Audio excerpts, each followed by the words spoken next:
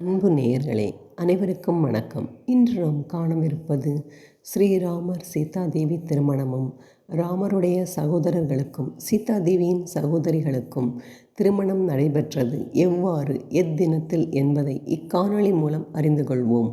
இக்காணொளியினை அனைவரும் முழுமையாக கேளுங்கள். வாருங்கள் காணொளிக்குள் செல்வோம். மீன ராசியில் சூரியன் இருக்கும் பொழுது உத்திரம் நட்சத்திரம் வரும் வேளையில் பங்குனி உத்திரம் கொண்டாடப்படுகிறது. இதனை பங்குனி உத்திர விரதம் என்றும் சொல்வார்கள். ராமபிரான் சீதாதேவியை மணந்த தினம் ஆண்டாள் திருக்கல்யாணம் நடந்தது என்று பல வகையான சிறப்புகள் வாய்ந்தது இந்த நாள். அன்றைய தினம் தெய்வீக திருமணங்களை நடத்துவதற்கு பொருள் உதவி செய்வது, அந்த நிகழ்ச்சிகளில் பங்கேற்பது போன்றவை மிக மிக விசேஷமானதாகும். ராமாயண கல்யாணம். அயோத்தி வந்த விஸ்வாமித்திரர் தசரத மகாராஜாவிடம் வனத்தில் முனிவர்களை யாகம் செய்ய விடாமல் தடுக்கும் தீய சக்திகளை அழிக்க ராம லட்சுமணரை தன்னுடன் அனுப்பி வைக்க வேண்டும் என்று கேட்கிறார். தசரதரின் ஒப்புதலின் பேரில் ராமனும் லட்சுமணனும் விஸ்வாமித்திரருடன் கானகம் சென்றனர். அங்கு யாகத்திற்கு இடையூறாக இருந்த தாடகை என்னும் அரக்கியை அழித்தனர். பின்னர் அங்கிருந்து புறப்பட்டு செல்லும் வழியில் அகலிகையின் சாபம் ராமனால் நீங்கியது. பின்னர் அவர்கள் ஜனகர் ஆட்சி செய்து வந்த மிதிலாபுரி நோக்கி சென்றனர்.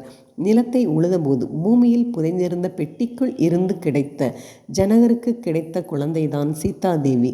வளர்ந்து நின்ற சீதாதேவியை தன்னிடம் இருக்கும் சிவதனுசை வளைத்து நான் ஏற்றும் ஆண் மகனுக்கே திருமணம் செய்து கொடுப்பேன் என்று ஜனகர் அறிவித்திருந்தார். அதன்படி மிதிலாபுரி வந்த ராமபிரான் சிவதனுசை தன் புஜபலத்தால் வளைத்தது மட்டுமல்ல, அந்த வில்லை உடைக்கவும் செய்தார். அப்போது ஜனகர் அங்கிருந்த தன்னுடைய புரோகிதரான சதானந்தரை நோக்கி, இவர்களுக்கு விவாகம் நடைபெற வேண்டும், அதற்கான ஏற்பாடுகளை செய்யுங்கள் என்றார். மேலும் என் மற்றொரு மகள் ஊர்மிளையை லட்சுமணனுக்கும் என் சகோதரர் குசத்வஜருடைய குமாரிகளாகிய இருவரில் சுதகீர்த்தியை சத்ருக்கணனும் மாண்டவியை பரதனுக்கும் திருமணம் செய்ய எண்ணி உள்ளேன். அதற்கான ஏற்பாடுகளையும் செய்யுங்கள். இன்று மகம் நட்சத்திரம், அடுத்த 3வது நாள் உத்திரம் நட்சத்திரம். அன்றைய தினம் இந்த 4 திருமணங்களும் நடைபெற வேண்டும் என்று கூறினார். அப்படி அந்த 4வரின் திருமணம் நடைபெற்ற தினமே பங்குனி உத்திரம் ஆகும். சாஸ்திரங்களில் 8 விவாகங்கள் பற்றி கூறப்பட்டுள்ளது. அவை பிராமம், தைவம், ஆர்சம், பிரஜாபத்தியம், ஆசுரம், காந்தர்வம், ராட்சசம், பைசாசம் ஆகியவை ஆகும். இப்போது இந்த விஷயத்தை மிக கவனத்துடன் பார்க்க வேண்டும். 8 விவாகங்களில் தற்போது கன்னிகாதானம் மற்றும் காந்தர்வம் மட்டும்தான் வழக்கில் உள்ளது. இதிலும் எந்த இடத்திலும் பெண்ணுக்கும் பிள்ளைக்கும் நட்சத்திர பொருத்தம் பார்த்து திருமணம் செய்ய வேண்டும் என்று எந்த மகரிஷியும் கூறவில்லை. தற்போது கலியுகத்தில் நாம் திருமண பொருத்தம் பார்க்கும் பொழுது கூட பொதுவாக ருது ஆகாத பெண்களுக்கு மட்டும்தான் நட்சத்திர தோஷங்களும் ஆண் பெண் நட்சத்திர பொருத்தமும் பார்க்க வேண்டும் என்பதை கவனத்தில் கொள்ள வேண்டும். ராசி நிச்சயம், லக்ன நிச்சயம், பெரியோர் நிச்சயம், குரு நிச்சயம், தெய்வ நிச்சயம் என்று 5ஐயும் வரிசையாக கவனிக்க வேண்டும். லட்சுமணன், பரதன், சத்ருகணன் ஆகியோரின் திருமண விஷயத்தில் குரு நிச்சயம்தான் செயல்பட்டது.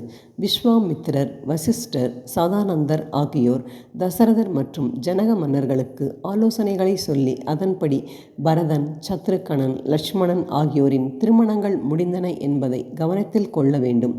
அந்த இருபெரும் முனிவர்கள் சொன்னதை ஜனக மகாராஜாவும் தசரத மகாராஜாவும் ஏற்றுக்கொண்டார்கள். இதுதான் குரு நிச்சயம் என்று சொல்லப்படுவதுண்டு. நேயர்களே, இன்று நாம் ஸ்ரீராமர் சீதாதேவியின் திருமணமும் ராமருடைய சகோதரர்களுக்கும் சீதாதேவியின் சகோதரிகளுக்கும் திருமணம் நடைபெற்றது பங்குனி உத்திர நாளில் என்பதை இக்காணொளி மூலம் அறிந்து கொண்டோம். இக்காணொளியினை அனைவரும் கேட்டு ரசித்திருப்பீர்கள் என்று நினைக்கின்றேன். இக்காணொளியினை அனைவருக்கும் பகிர்ந்து இறைவனின் அருளை பெறச் செய்யுமாறு வேண்டுகின்றேன். இக்காணொளியினை கேட்ட அனைவருக்கும் மிக்க நன்றி. வணக்கம்.